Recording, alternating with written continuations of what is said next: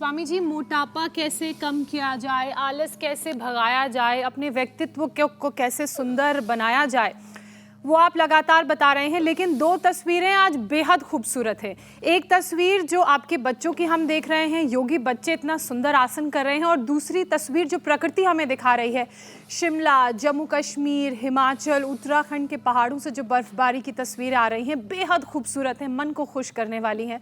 लेकिन स्वामी जी, एक स्टडी भी सामने आई है जो ये कहती है कि एक्सेस वेट की वजह से 7 तरह के कैंसर का भी डर बढ़ जाता है। और मोटापा कैसे होता है? आलस की वजह से।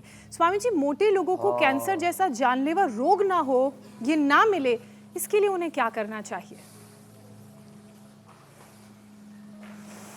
तो देखो, एक तो आपने बहुत अच्छा विषय दे दिया मुझे।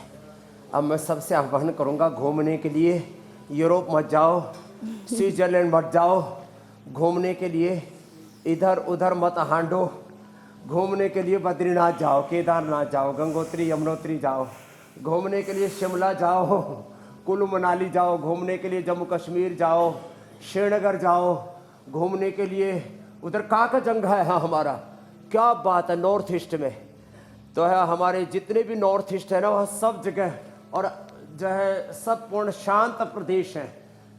थोड़ा बहुत एक प्रदेश में कुछ आपसी मनमुटाव हुआ है, वो भी ठीक हो जाएगा, ऐसी प्रार्थना करते हैं। मणिपुर में भी लंबे लंबे श्वास। और देखो, अपना देश बहुत खूबसूरत है, जो आपने तस्वीरें बताई ना, हमारे स्वामी जी हम लगातार दिखा रहे हैं और हमारी संस्कृति बड़ी स्विट्जरलैंड से कम नहीं है भारत की जो तस्वीरें हम दिखा रहे हैं न्यूयॉर्क पर। और खजियार को तो वैसे भी मिनी स्विट्जरलैंड कहा मैंने जाता है। कहा ना, न्यूयॉर्क पर अपने ही देश में घूमने के लिए जाओ। जिनको ज्यादा ठंड लगती है ना, उनके लिए मैंने फिर वो द्वारिका भेटपुरी उधर जाओ, और इधर जाओ रामेश्वरम, उधर कामाख्या जाओ, उधर जगन्नाथपुरी जाओ। और फिर देखो, ये योगी बच्चे तो एडवांस योग कर ही रहे, ये अभ्यास करो। तो देखो, एक एक पैर से, दोनों पैरों से, ऐसे मैंने ये अभ्यास दोनों पैरों से भी बता दिए, एक एक पैर से भी बता दिए, सामान्य गति से, मध्यम गति से, तीव्र गति से ऐसे करना। फिर पूरे देश भर में पतंजलि चिकित्सालय आरोग्य केंद्र है। मैं तो कल ही हमारे श्रद्धेय ओम प्रकाश चौटाला साहब को श्रद्धांजलि देने गए, और वहां बताओ, चौटाला गांव में world class Patanjali wellness centre, पूरे देश भर में पतंजलि चिकित्सालय आरोग्य केंद्र मेगा स्टोर, जहां आज हम हैं, ऐसे ही पूरे देश में हमने 5000 से शुरू किया था, लगभग 10,000 पर यात्रा पहुंच गई, केंद्र बना दिए। यहाँ जाओ, आरोग्य पाओ, स्वास्थ्य पाओ, सुख पाओ, शांति पाओ, एक एक पैर से, दोनों पैरों से अभ्यास। फिर उल्टे लेट करके भुजंगासन और शलभासन, ये ऐसे ऐसे और ऐसे ये करना, और फिर ऐसे ऐसे करना। तो आप बता रहे थे कैंसर कैसे होता है, तो मैं 5-7 वाक्य शब्द बोल रहा हूं।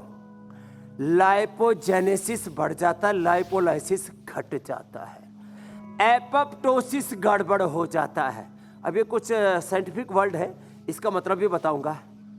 एनाबॉलिज्म, कैटाबॉलिज्म, मेटाबॉलिज्म लड़खड़ा जाता है, ये तो ज्यादा लोगों को पता लग ही गया है, ज्यादातर लोगों को। एक एक सेल में एक ऑटोफेजी, एक माइटोफेजी है। उस सेल की ऑटोफेजी माइटोफेजी अच्छी हो जाएगी ना, एक एक सेल का एपोप्टोसिस अच्छा हो जाएगा।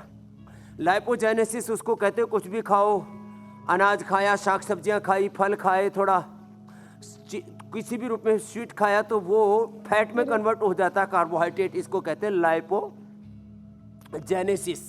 ये लाइपोजेनेसिस हमें कम करना है, लाइपोलाइसिस बढ़ाना है। उसके लिए ये अभ्यास, जो पूरा प्रोटोकॉल है, इसको करना है।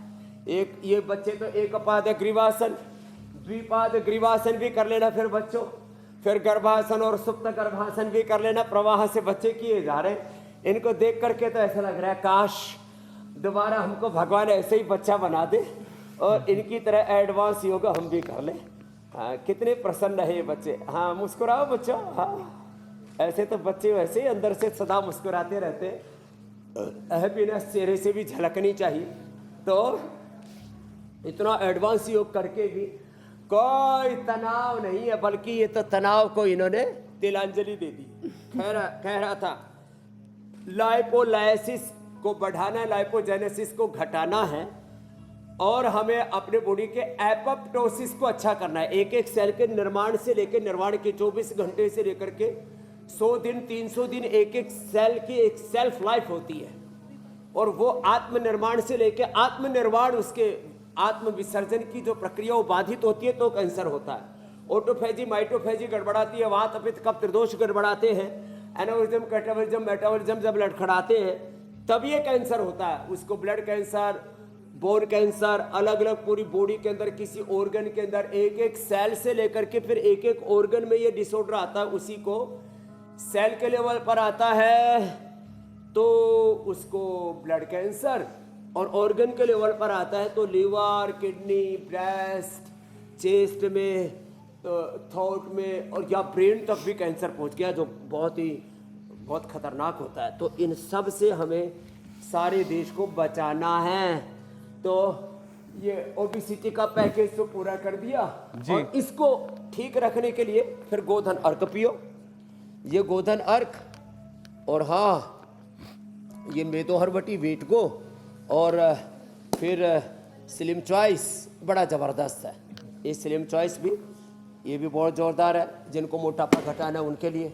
फिर सुबह सुबह आंवला एलोवेरा गिलोय का जूस पियो, गर्म पानी पियो, लौकी का जूस, लौकी का सूप, लौकी की सब्जी, पेठे का जूस। ये पेठा जहाँ हम जाते वहीं पीछे पीछे लुढ़क के आ जाता है। तो और आज तो अश्वगंधा का स्पेशल प्रयोग बताने वाले हैं। वैसे स्वामी जी लौकी और पेठा ये हमारे हमसफर हो गए।